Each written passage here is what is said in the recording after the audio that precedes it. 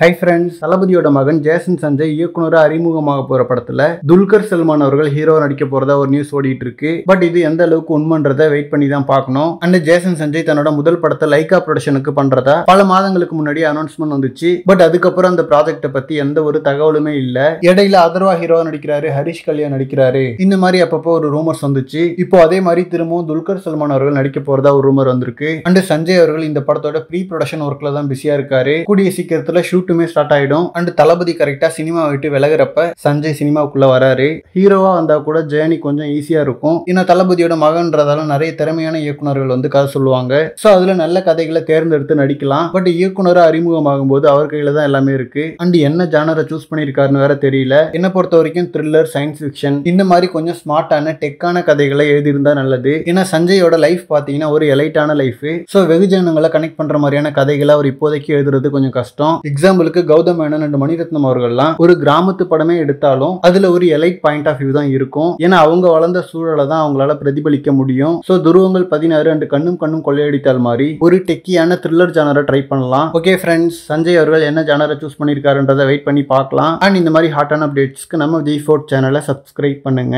Thank you.